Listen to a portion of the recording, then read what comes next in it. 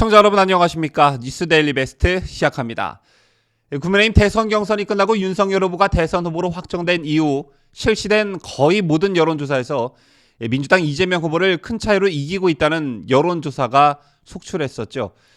여기에 대장동 게이트, 각종 설화, 급진적 정책에 따른 비판 등이 더해지며 이재명 위기론이 민주당 내에서 번지고 있습니다.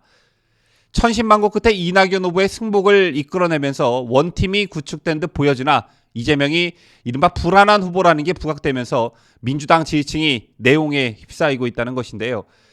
표면적인 갈등 계기는 이재명의 각종 논란성 발언이지만 보다 근본적인 이유는 이재명과 윤석열 국민의힘 대선 후보 지지율 격차가 벌어지면서 정권이 교체될 수 있다는 위기감이 깔려있는 것으로 보여집니다.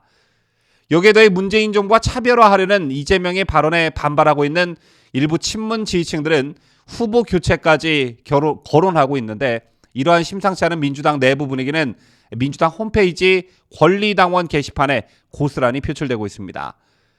민주당 홈페이지 권리당원 게시판에는 이 후보에 대한 비판글이 하루에 수백 개씩 올라와 있습니다. 우선 이 후보가 전날 관훈클럽 초청토론에서 자신과 윤 후보를 각각 음주운전자와 초보운전자로 빗댄 발언에 대한 질의에 음주운전자보다 초보운전자가 더 위험하다고 말한 것을 두고 부적절했다는 지적이 잇따랐는데요. 이 밖에도 이재명이 전날 자신의 페이스북에 광기의 페미니즘을 멈춰야 한다는 온라인 커뮤니티 글을 공유한 것도 도마에 올랐습니다. 한 당원은 광기의 페미니즘이 대선 후보가 할 말인가라고 적었고요. 이 밖에 이 후보의 대장동 특혜 연루 의혹을 비판하거나 전국민 재난지원금 지급 추진에 대한 여론 지지도가 낮다고 지적하는 글도 여럿 보였습니다. 이처럼 당내 잠잠했던 여론이 갑자기 들끓는 이유는 최근 각종 여론조사에서 이 후보의 지지율이 윤 후보에게 크게 뒤지기 시작했기 때문입니다. 민주당원들 사이에서는 이러다 정권이 교체될 수 있다는 위기감이 증폭된 것으로 보여지는데요. 특히 민주당 핵심 지지 지역인 호남 지지율에 비상이 걸린 것도 당원들의 위기감을 더하고 있습니다. 실제 리얼미터가 지난 8일부터 9일까지 실시한 여론조사를 보면요. 이재명의 호남 지지율은 64.1%였습니다.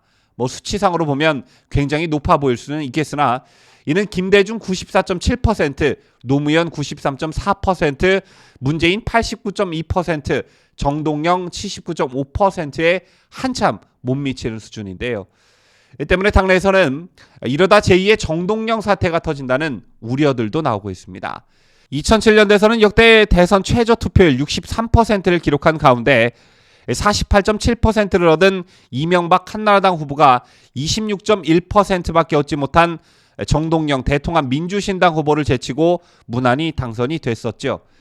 이에 빗댄 한 권리당원은 당 게시판에 2007년 대선 때도 정동영이 싫다고 이명박을 찍을 수 없지 않냐고들 했는데 민주당 후보라고 해서 그냥 표 주지 않는다 이렇게 적기도 했습니다. 이재명 지지율이 박스권에 갇히며 민주당 지지층에서는 악몽과도 같은 2007년 대선이 당원들을 중심으로 다시 회자되고 있는 그런 분위기인데요. 여기에 대해 이재명 지지자와 문재인 지지자들이 권리당원 게시판에서 충돌하는 일도 생겼습니다. 자, 원래 이 두 지지층은 사이가 좋지 않죠. 이 후보가 전날 관훈 토론에서 문재인 정부가 100% 잘한다고 생각하지 않는다 이렇게 발언한 것을 두고 일부 당원들은 대선 후보를 이낙연 전 대표로 교체하자고 주장하는 그런 글까지 올렸습니다. 이처럼 이재명은 지난 1일 이낙연 경선 캠프 출신 인사를 전진 배치하는 이른바 용광로 선거대책위원회를 발족했지만 실제로 진정한 의미의 결합은 이뤄지지 않고 있습니다.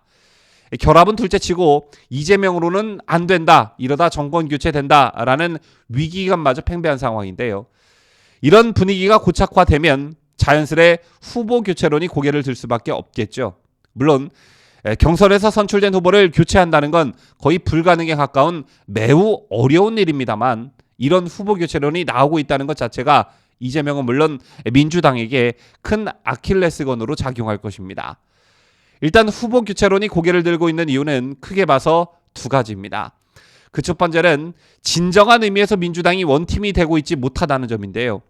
앞서 지난 26일 청와대 상춘제에서 이재명과 가진 회동 자리에서 문재인은 경쟁을 치르고 나면 그 경쟁 때문에 생긴 상처를 서로 아우르고 하나가 되는 게 중요하다면서 그런 면에서 이 전 대표와 회동은 아주 좋았다고 생각한다. 이렇게 발언하며 당내 지지층의 분열을 의식하는 모습을 보였습니다.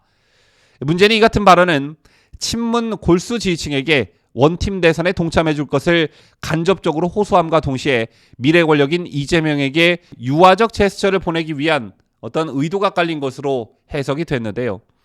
하지만 이재명으로서는 문재인 정권과 차별화할 수밖에 없는 입장입니다. 자, 이건 시간이 가면 갈수록 문재인의 지지율이 지금보다 더 떨어지면 떨어질수록 이재명 입장에선 문 정권과 차별화하는 모습을 보일 수밖에 없는데, 그렇다고 이게 쉬운 일은 아니겠죠. 왜냐? 이재명이 문 정권과 거리를 두면 둘수록 이른바 친문 세력의 반발이 따라오기 때문입니다.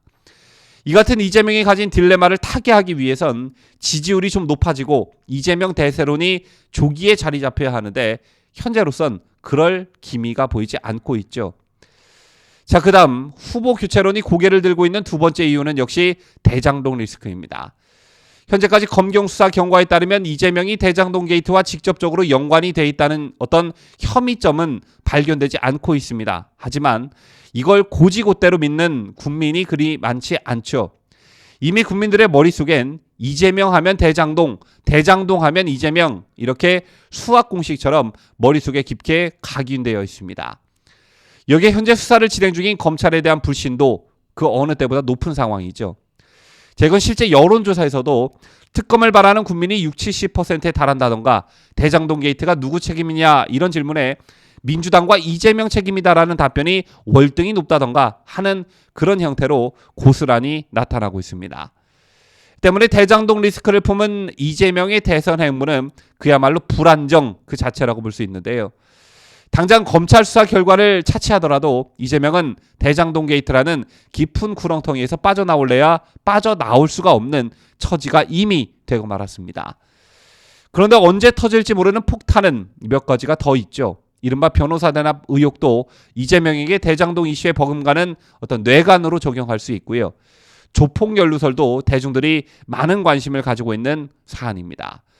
이 밖에도 형수 욕설과 친형의 정신병원 강제 입원 등 가족 관련 의혹, 그리고 여배우 스캔들 등은 대선 후보의 자질성 논란으로까지 번지고 있습니다. 그리고 한 가지 더, 이재명은 소위 말해 민주당의 전통성을 가진 대선 후보가 아니라는 점입니다. 이와 관련해선 진중권 전 교수가 정확한 진단을 했는데요. 진중권 전 동양대 교수는 민주당은 죽었다라고 이렇게 진단했습니다. 그러면서 진 전 교수는 우리가 알던 김대중 노무현의 민주당은 더 이상 존재하지 않는다. 자유주의 정당은 사라지고 그 자리에 전대엽, 한총련 세대의 운동권 지도부와 김어준 방송 듣고 세뇌된 40대 지지자들의 결합으로 이루어진 유사 전체주의 정당만 남았다. 특히 이재명 캠프의 화법과 작풍은 남총련, 경기동부연합, 용성총련 조직 같은 느낌을 준다. 이렇게 적었는데요.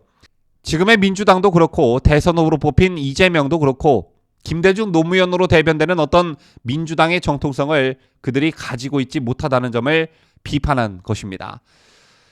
이상으로 이재명이 대선 후보로 선출된 후에 민주당 분위기와 이재명 후보 교체론, 그 이유에 대해서 설명해 드렸는데요.